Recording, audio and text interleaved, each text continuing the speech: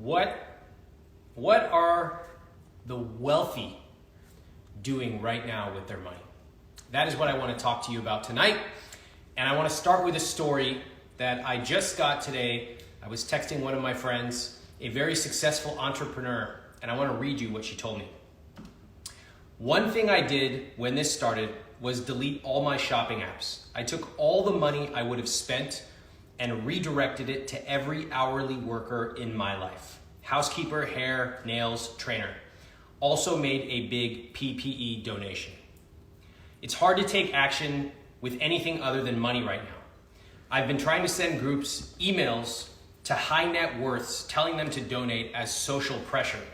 Some of the wealthy people I know are paralyzed with inaction. I donated $20K to this PPE thing, and the organization was freaking out that they didn't have an org set up for the tax deduction. People are dying. She texted me in all caps. I'm not thinking about that right now. I spent the day speaking to several friends of mine, people I know who have significant net worths, and I asked them what they're doing with their money. And I'll share some specific examples. Some of them will really surprise you. One of the biggest surprises I had is that the wealthy have the same concerns as everybody else, but they often handle it in very different ways. So I'd like to start off with one of the concerns that everybody has first, which is safety. Safety first. And the questions that some of them asked was, is my family taken care of? One person said, first thing I did was Venmo my brother. Another person said, are all my affairs taken care of if I get sick? See, many of the people that I spoke to have considerable complexity in their lives. They run businesses, they have multiple accounts, they have all kinds of transactions happening at all given times. So there are lots of issues that they wanted to button up. Some of them were lots of emails to their finance people, their lawyers, making sure their accounts were accessible if they were hospitalized, making sure their will was updated. And in general, one of the key things that I heard from people was any big transactions they were currently considering, they just stopped immediately. Everybody hates uncertainty, but in particular, wealthy people with their money hate it. So they just stopped right away, pulled whatever transaction they were doing, such as buying real estate, and said, I'm gonna wait and see what happens with this. So you can see in that example, safety first, everybody shares that, but the high earners or the wealthy that I'm talking about, they had different ways of handling that. Now, by the way, as I go on, I hope you take away from that example, not that, oh my God, it's so ridiculous that this person had a hairstylist and a nail person. No, I don't take that away at all. She made a lot of money. Good for her for spending it in a way that she loves. I hope what you take away is, let me learn what I can from how high earners or the wealthy are thinking, and what can I apply to my situation, regardless of whatever income or whatever net worth you have. That is why I'm talking about this tonight. Staying consistent. So one thing I notice is that the wealthy have the same fears, again, that everyone else has. They're impulsive, they get scared of the market. Some of them have advisors to help them stay calm. One friend said, I want more cash to keep living large or living at his lifestyle, even at the expense of not buying into market dips. It hurts to sit on cash, but it removes my anxiety of regular market moves to know that I have several years on standby. So what this person is saying is, he knows he's probably losing money over the long term by sitting on a bunch of cash, but he's anxious and he doesn't like to see the market going up and down every single day. So he's just resolved, I'm going to try to cut down on my media consumption, and I'm going to sit on this cash, this large amount of cash, knowing that I'm probably losing it over the long term, but in the short term, at least, I feel good. Another friend told me that he has lots of cash saved, even physical cash in his house, because you just don't know what will happen. In fact, there was an ultra wealthy group that one of my friends told me about, where they not only saved up a large amount of physical cash, but kept small bills. Because if they had to go out and buy, for example, water bottles, They don't want to only have $100 bills. This is a crazy thing I would have never thought, but I want to share these examples with you so you know what's going on behind closed doors. Okay? This is the kind of stuff that is never talked about, because if people talk about this publicly, there's a lot of pitchforks. But the fact is, there's a lot of people in the IWT community and beyond who have saved, who have invested, who have great jobs or their own businesses, and have built up considerable net worth. So tonight, that is why we are talking specifically about their concerns and how they are handling it. Let's talk about growth. There are lots of people eyeing steep discounts on real estate and cars. There's a lot of people I know who they like to travel a lot. They are itching to get out and travel again, but they basically know there's nothing they can do, and they're actually very patient. I haven't spoken to investors eyeing businesses, but I'm absolutely sure that behind closed doors, they are waiting to invest at much, much reduced valuations. So the investors are going to be waiting with their large, massive amounts of cash, sitting on the sidelines and waiting until the time is right. Next category, realizing what's important. One of my friends said, I'm realizing the most important thing is time. And I asked him, what do you mean by that? He said, you can't get back time lost, so we're spending lots of time with our kids, we're teaching them golf, we're watching movies, we're going on a walk around the block. He said, I feel lucky we don't have to worry about the next paycheck, and I know that this time will go away, and I will really miss it. I thought that was just an amazing comment from someone who has a large net worth, but it would just as easily apply to anybody. And I really appreciated him saying that, so I wanted to share that with you. Of course, there are things that the wealthy, and particularly the ultra wealthy, are doing that would not be applicable to everyone else. One person told me that in their group of other investors, the advice going around is max out your lifetime gift allocation ASAP, which is up to $11 million, because there's zero chance that allocation will last once we have to figure out how to pay for this stimulus. So in general, behind closed doors, accountants to the wealthy and advisors to the wealthy are making tax recommendations knowing that taxes will go up, right? So and other deductions will go away. So these conversations are happening as we speak between the wealthy and their advisors, because the stimulus, which is unprecedented, is going to result in lots of changes. Most likely, I shouldn't say most likely for the wealthy, but it will certainly affect them in a big way, as it should. I should add that too. By the way, if you want to throw a pitchfork at me and call me a socialist, by all means, please do. All right. Before I get into some of the questions, I just thought I would reflect on why I wanted to talk about this today. I think that one of the things I've learned with I Will Teach You to Be Rich is that when I started off, I realized virtually all of the advice out there is written in a way that treats people like they are stupid. It's $3 questions. It's talking only about people in severe debt. And it's always focusing on the tiniest thing you can do. You know, cut back on this, or save $2 on that. And I simply refuse to do that. Yes, there are people in those situations. They should use my free material, or frankly, they should go to other people who have even better advice if that's your situation. But as I started to write about money and business, I learned that I wanted to write for people who they're ambitious. They want to live a life of yes, not no. And as I started to help people with I Will Teach You to Be Rich, and with their investments and with their businesses, they started to earn a lot of money. And suddenly they realized, man, I have a lot of money sitting around. I don't know what to do with it. And there was nobody they could look to.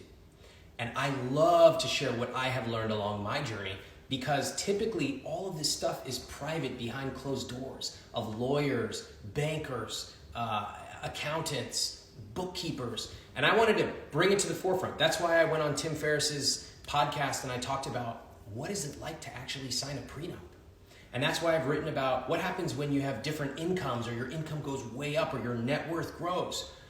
So I'm talking about this tonight because I don't think there's anything wrong with people who have accumulated a substantial amount of capital. What I do want to share tonight, not only is what are they doing differently, but I also want to speak specifically to the people tonight who have high incomes or high net worths. I have a personal belief that if that is you, you should be writing multiple big fat checks to help people right now. And I really believe that. That is what we did with our charity donation that we did for Feeding America with I Will Teach You to Be Rich. We did a $25,000 donation and we encouraged our audience to do it. But it can be as simple as sending an extra check to the person who ordinarily would come by and maybe help with your haircut or your apartment cleaning. Whatever the case may be, the amount would not change your life in the smallest. But for somebody else, it could be truly transformative. So there was a quote by Neil Kashkarian when the economy really started going down, and he basically said publicly, he's like, we have an unlimited checkbook. And he's representing, I believe, one of the Fed banks. He said, we have an unlimited checkbook. For the wealthy that are watching tonight, you effectively have an unlimited checkbook. It is effectively unlimited to the people around you who need help, where to them, maybe $1,000 or $2,000 could actually change their life right now. To you, it would mean nothing. And so I'm doing this specifically to show you, take you behind the scenes and peel back that curtain, but also for the wealthy people watching. I know you don't usually hear people talking about this stuff publicly. It's always behind closed doors. But you should know that for you, $2,000 means nothing. But to someone else, it could be transformative for them right now. So pull out your checkbook and write the checks to the people around you. It helps. All right, we're going to do some questions, Cass. We got some awesome questions. People are craving to talk about this because they can't talk about it with anyone else. And I'm going to share real numbers from people. If you are watching, you should hear these numbers of how much these people have made and are earning. And you have two choices when you hear them. You can say, oh my God, that's crazy. I can't believe it. That sucks. All this. Or you can say, how does somebody make that kind of money? What can I learn? And let me listen to the type of questions they're asking, because if you do that, you too will have questions like this. Here's a person who says, we bring home about $110,000 per year. Our net worth is about $1.6 million. A third is in the house, half is in retirement. My husband and I have a year of emergency fund cash. We're still able to work from home and haven't lost income, but I'm worried about my dad, who's self-employed and his job might not be doing well. They don't have any income and I don't think they have much savings. I want to help them out if they need it. How dumb would it be to cut back on my retirement deductions, which are currently 20%, and our daughter's 529 plans because she's 7 years old, and take the extra money we put towards our mortgage so that we have all that cash? I think that would be terrific. I think that's really smart. Now, you can decide how far you want to go, but things like your 7-year-old daughter's 529 contributions, that is such a long-term thing. And clearly by investing, and you've already tackled all the other things, that to save that extra few $1,000 right now would be way more meaningful because you'll have liquidity rather than waiting 12 years for her to use it. So trust me, 12 years from now, you'll have the extra money. It won't be a problem. Or she take out a little loan, no big deal. But right now, to have that liquidity to potentially help your dad if he needs it, I think is worth way more. So I think that's really smart, and I would do that. Here's a person who says, we have a $500,000 annual pre-tax income. We have a $1.5 million net worth. We are 32 and 28 years old. We have a full 1-year emergency fund, which is $150,000. We have a 20% down payment fund full, which is $300,000. We have excess cash in high yield savings, which is $300,000. And the rest of our net worth, which is $750K, is invested. We are fully following the plan from your book. Well done. My wife and I have been dreaming and working towards buying a home. After an influx of cash earlier this year from an acquisition, we met our goals. We're going to invest the down payment, invest the excess of cash, and everything was looking good. However, things changed. We are fortunate that our jobs are seemingly stable, but the uncertainty of the times has us considering a world where we should adjust our expectations for that big dream of buying a house in 2021. Can we feel good about continuing to plan to buy a home next year? Assuming the answer is yes, how should we manage our cash over the next year? Okay, this is a great question, a more advanced question for someone who has a substantial net worth. So let's take a look. They're 32 and 28. They've got 1.6 million and all the other numbers I just said. So first off, you're doing great. All right, you're really doing great. And you've already saved up your down payment. So that is awesome. I can't give you specific investment advice for yourself, but I can say this is what I would do. I think if I had your numbers, I would feel comfortable buying a house a year from now. I would keep that money in a high yield savings account. You asked if you should invest it. No, that would be a mistake because you don't invest the money unless you are willing to let it sit for a minimum of 5 years. Otherwise, there's too much risk. If you invested today, it could drop 20%, 30%, who knows? And that's your down payment money. You want that liquid even if you're not making as much as you possibly could over the long term. Again, you presented that another option is to invest your excess cash and then build back up your reserves with the excess income you have coming in. You could do that, but it's also possible that one or both of you loses your job in the next 12 months. So I wouldn't get ultra risky right now. You've won the game. You don't have to play ultra high risk right now. The final thing we will talk about in another question about should you buy real estate right now? And we'll talk about that. But in general, it sounds like you're buying a house to live in, not to be an investment. So you've already won the game. Don't get all crazy and risky. Stick with your plan. You're doing a great job. Somebody said, I hired an advice-only financial planner. Should the deliverables be audited by 2 other planners? Okay, this is a great question. So here we have someone who's so diligent that he's built up a substantial net worth. Not only has he decided to hire a advice-only planner, which is great, at a certain level of net worth or complexity, you certainly can hire an advisor, one who charges you a fee only, not a commission, but a fee only to come in and make sure all the little things in the margins are buttoned up, okay? I've done it. It makes sense at a certain level or a certain level of complexity. Like if you have all these crazy accounts and you have children and maybe stepchildren and all kinds of stuff. But this person is so logistical and so logistically oriented that he's like, should I have them audited by 2 other people? I really love this question. So I think that just to get things started, you find somebody you trust, you reference check them, and you should probably trust them. I wouldn't be afraid once a year, certainly at the end of the first year, or maybe once every 3 years to have a second set of eyes take a look. It never hurt. It's going to cost you a few $1,000s, which is nothing to you.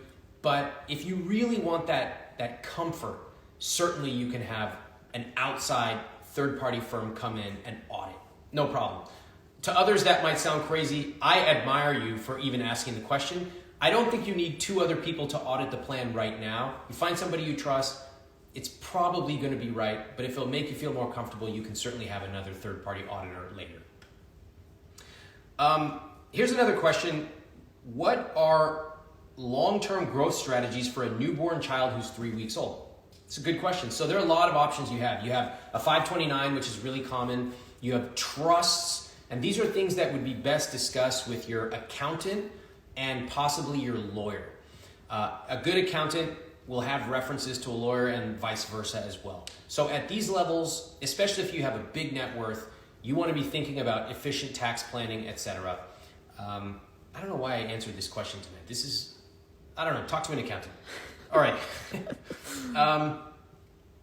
Let's see here. Okay. And then we'll take some questions if we have any that are relevant, Cass, from tonight. Yeah, type it in the question box. It's on the lower half. And no, we will not be answering what our favorite cooking seasoning is. Oh my God, some of the questions tonight. I was like, do you guys understand this is for high earners? We're not talking about taco baking seasoning. soda. I don't even, what is it, baking soda even? Why are you asking this question? Here's another pre-question that came in early, which typically determines the quality, as I've discovered. I've just accepted a job offer that includes a life-changing bonus and salary. And she adds, yes, it's possible even now. Okay, are you listening? Yes, it's possible even now if you are a top performer to land these jobs. Just so you know what's going on in the marketplace. The 1-year emergency fund for the family is taken care of. I'm struggling with what to do with the leftover savings. The majority is going towards the basics, fully funding retirement, index funds, donating to meaningful causes.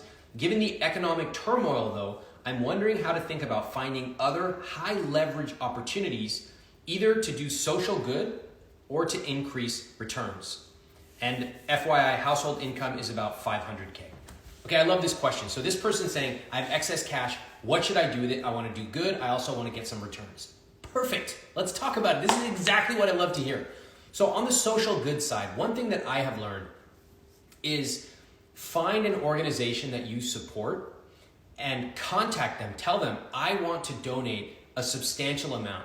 They will have somebody from Corp Dev on the phone with you within 2 hours. Okay, do it. And tell them, this is how much I want to donate. Can you guys offer me any advice or any resources to help get even more donations? One of the things that we learned when Cass and I did a fundraiser last year, and we did this IWT fundraiser just a couple of weeks ago, was it's one thing to write a check, but it's even more meaningful to get the people around you to contribute. And this is the key insight of charitable giving that I have learned so far. And I'm very new to this, but I would say over the last few years, we've raised close to $500,000 for different causes, maybe 400K. And so, like, you could write a check, great, but it's even more powerful to get the people around you to contribute something. Why? The people around you probably are not going to contribute as much as you, but by getting them to write even a $50 check or $100, even $10, you're starting to change their mind to realize, wow, I can actually write a check and make a difference. And if you can do that with the people on your Facebook page or your Instagram or your family, suddenly you haven't just written a one-time check. You've actually planted the seeds with maybe 50 people or 100 people. And even though their amounts are smaller, they might continue giving and they might help other people. So I find that to be incredibly meaningful. Write a check, by all means, write a big check, but try to get the people around you to contribute something as well. Tell them that you'll match their amount up to 20 grand, okay? And I want to give a special shout out to one of my coworkers, Nazrin, who heard on a Monday all-team call where I told them I was so proud to work with the team and that IWT was going to donate $25,000. And she came up with the idea of saying we should also encourage our list to donate. I didn't do that. I didn't even think of that. She came up with it and she said, I think we should do this. What do you think? And I said, that is a great idea. And that was the genesis of us sending the email out and posting on social media and getting other donations from our community, which actually contributed even more than the 25K we were going to do. So I'm thankful to Nazareth. Thank you very much. The second thing is, what should you do to increase your returns? Okay, you have a couple of options here. The option I like in general is to take the investments I've been making and just do more of them, lots more. So whatever you've been contributing, let's just pick easy math, $5,000 a month. If you have the capital, double it. And double it for whatever time period you want to dollar cost average in. It could be 6 months, 12 months, 18 months, whatever the case may be. So that's one way you can increase your returns if you believe that the market will eventually go up. I believe it, but that's up to you to decide. The second thing you can do is that I have some friends who are choosing specific individual stocks right now, and I typically don't encourage this, but if you've got your portfolio fully built out and diversified, I've always said take 5 to 10%, have some fun with it. So they're looking at stocks and they're kind of just like trading, they're picking things that look interesting, and they're seeing companies that are like classic American companies that are down 20, 30, 40%, and they're saying, well, this is a bargain. But remember, the people picking individual stocks, which I ordinarily do not encourage, have already built out their entire portfolio. They've finished the I Will Teach You to Be Rich plan. They've even finished usually the advanced personal finance course that I have, which takes you even more in depth. So don't start picking individual stocks unless you're at that level, all right? Cass, how's the questions looking over there? We have a few, but I think you should also talk about the course that you have. This is a good time to do it, yeah. Even with partners and stuff. Okay, so once people finish the I Will Teach You to Be Rich book, think of how far you've come. You have your savings accounts automated, your checking accounts, your investments are all going probably into target date or index funds. So a lot of people are like, okay, I did it. Like, what's next? And some of those folks have substantial incomes or they have cash just sitting around. They're like, what else is there besides these, low cost funds? And basically they say, Ramit, what do you do with your money? That's what they want to know. So I created another program called Advanced Personal Finance. And this has two key parts to it. The first is, what do I do with my money? So how do I leverage the advice of advisors? How do I set up my meetings? What things have I changed from the I Will Teach You to Be Rich system because my net worth increased? And I also want to delegate certain decisions. That's part one of the program. So I show you specifically what are some tax minimization strategies? What are some additional opportunities you have to invest? What are some things you're not thinking about? And typically, if you're of a substantial net worth, one of those things can pay for the price of the course like 50 times over, right? So it's a no-brainer to do. Personally, I consider the second part even more interesting, and that is the psychology of the wealthy. What do you do once you have accumulated money?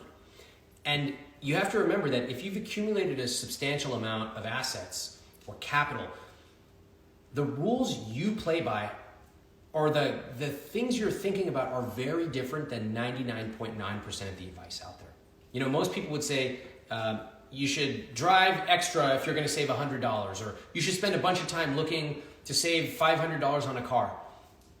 But if you have a net worth of $2.5 million, it might not be worth it for you to save $100. Similarly, you will not find typical advice about where to spend your money, which is something I had to learn on my own.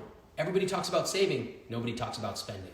So I share these at a more advanced level, and it's like being in the room with other people who just get it. It's like tonight. It's being in the room where you can talk about assets and you can talk about liquidity and you don't have to apologize for it. We're all at a certain level and you want to know what strategies can you implement to get to the next level. So the course is called Advanced Personal Finance, and you can get it at iwt.com/products. Again, it's called APF, Advanced Personal Finance, iwt.com/products. Is it open now? I don't know if it's open, but okay. Put your email address in there if it's not, and we'll let you know as soon as it is. Okay. It's a no-brainer course. If you have a high earnings or a high net worth, don't think twice. It's the equivalent of buying a book for you. Okay, I have a question. Okay. If things are going well compared to your social group, how can you not come across as insensitive? Oh, that's a tough one. Wow, that's a juicy one. I'm so glad that we got this question. What do you think, Cass? Yeah, that is a tough one. I think, seeing how they're doing, like checking in with them, and yeah, that's kind of my first reaction. Thanks a lot for the advice. Really appreciate that one. You're the financial expert in this relationship. Okay, I think that, first of all, the fact that you're asking is amazing. I think that it's very emotionally sensitive of you to even be thinking about what other people might feel. And it's true. When you have a disparity in earnings with friends, a lot of odd emotions can come up. And something that might be totally normal to you can be interpreted totally differently by somebody else. Cass, I do think you have a good point, which is just to ask, how are you doing? In general, I would not talk about money-related things unless they come up. Like, I certainly would not be saying, we flew here and whatever. You kind of know what you should tread lightly on as it comes to financial areas. I would not be talking about those. Also, you'll notice the way that wealthy people talk. You have to pay attention to this because there are different code switching techniques that happen. So for example, you will find look at any celebrity who goes out and they talk and they're like, how do you parent, these two kids when you're this actor or actress and you're on the road? And what will they always say? You know what? I just feel so fortunate for my partner, and I feel so fortunate that I have help at home, that I can raise my kids as best as I can, but also work. And it's just a struggle. Okay? Virtually every celebrity follows that basic script. What are they doing there? They're not talking about money. And I think that's really wise. You don't have to talk about how much you spend on a house or a nanny or whatever. You can simply say, I feel really fortunate. And, I'm also concerned about what's going on. And I'm trying to look for ways that I can help. So I would just be cautious about talking about specific money things. I would ask about your friend, and you will develop a skill, which now that I think about it, we also talk about in another one of our programs, how to talk to anybody, which is to really anticipate certain things that might come up, especially when it relates to money, especially at a time like now, and be very gentle in your responses. I also think you could probably use those methods for family too, right? How so? Well, you want to check in with them, see how they're doing, just connect with them. Yeah. And also be in tune with, you don't want to flaunt or anything, but, just let them know. Parents usually just want to know that you can survive and you have enough money. Yeah. Right? But I really love where you're going with this. It's very rare that someone's going to come out and say, I need money. Right. You have to ask them. And yes. You have to ask them in a delicate way. Yes. If you say, do you need money? They're going to be like, what? Mm-hmm. And even people who do need help are going to become defensive. Mm-hmm. So asking, questions like, how are you doing? What'd you do yesterday? Like, how do you think about your day-to-day right now? What keeps you excited? What makes you nervous? Here's what makes me nervous. Mm-hmm. And just really leading with being a little bit open yourself first will invite people to connect with you. And maybe they might say, I'm really worried. Like, mm-hmm. I just lost my job and I've got 2 months of rent. Mm-hmm. Well, guess what? If it comes to that, that's basically a red flag for them. That is as loud of a siren as possible for someone saying, please help me. Mm-hmm. Okay, next question. How do I know how much to donate? Are there any guidelines? At this point, no. The way I think about it is, you have probably by the tone of the question, you've probably done the I Will Teach system, you have your allocation, you have excess cash, right? And for people who are watching this and are kind of in the know at this level, you have excess cash. Whoa. You're all good. And let me put it this way. You should write in my opinion, if you are a high net worth, you should write a check where it actually makes you wince. Ooh, I can't believe I've never written a check that large to a charity. This is the time. I just can't emphasize it enough that whether it's $1,000 or $25,000 or $100,000 or more, depending on your net worth, it means so much right now compared to ordinary times. And if anything, I always think, I've done the work to be able to get to this point where I'm safe, my family's safe, I have my assets that I've built over time. Now let's see how I can go and help somebody else, especially at a time like this. All right. So tonight we covered a coronavirus special, money special of what to do for high earners. That could be high earners or high net worth.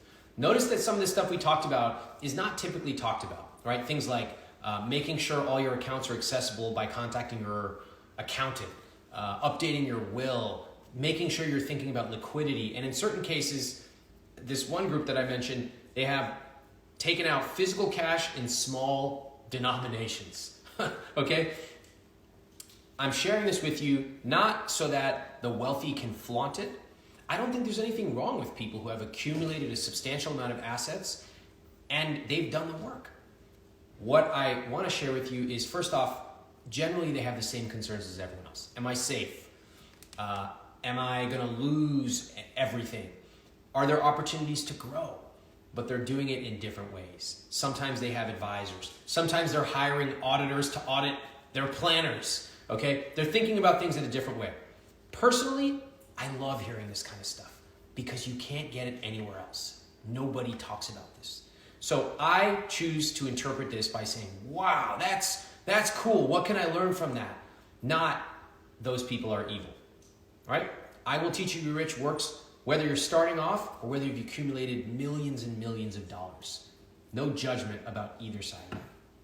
I hope you will share this with friends. I hope you will follow me and tag other friends so they know. I'm on Instagram at Ramit, and I'm on YouTube at Ramit Sethi. Thank you, and I will see you tomorrow night.